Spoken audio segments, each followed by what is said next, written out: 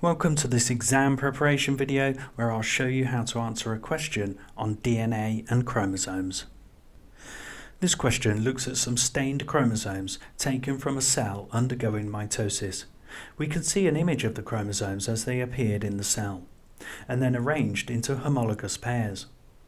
The question goes on to ask about the stain used to show the chromosomes, which binds more in some areas of the chromosome than in others, giving a striped appearance. It then asks us to suggest one way that the structure of the chromosome differs along its length that results in the stain binding more in some areas than others. To answer this, we need to understand the structure of DNA in a chromosome. DNA is a long, double-stranded chain of nucleotides which is associated with proteins called histones. Just before entering mitosis, the chromosomes become supercoiled as they condense into the visible forms that we see in this question. Additionally, the histone-DNA interaction can be modified by the cell to allow individual genes to be accessed by the transcription factors. The addition of acetyl groups to the histone proteins causes the histones to separate slightly and allow the genes between them to be transcribed. We can say that the gene has been switched on.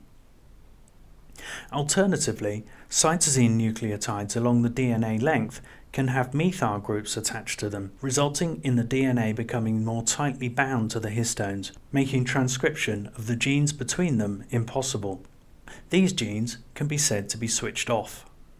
These processes are collectively called epigenetics. So now we have enough information to answer the question. It's only worth 1 mark, so we don't need to go to town with it, but we do need to be clear. We could write that the structure of the chromosomes differs in terms of the sequence of nucleotides along its length.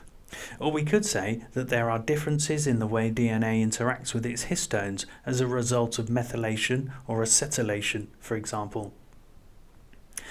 There is another question linked to this one, which asks us to define a homologous pair of chromosomes.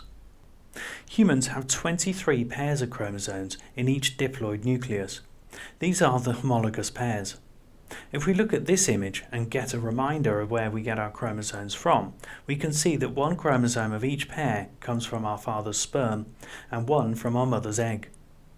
The 2 chromosomes in a pair carry the same genes at the same loci, coding for the same characteristics. They may have different versions or alleles of each gene, but if one of the 2 chromosomes of a pair carries a gene coding for blood group, for example, at a locus which is 1/3 of the way along its length, then so will the other one at exactly the same location. Just before mitosis, every chromosome is replicated to produce an exact copy of itself. The 2 chromatids remain joined together until the final stages of mitosis, when they will separate and migrate into the newly formed daughter cells. So what can we say is a homologous pair of chromosomes? Basically, it's a pair of chromosomes that carry the same genes at the same loci.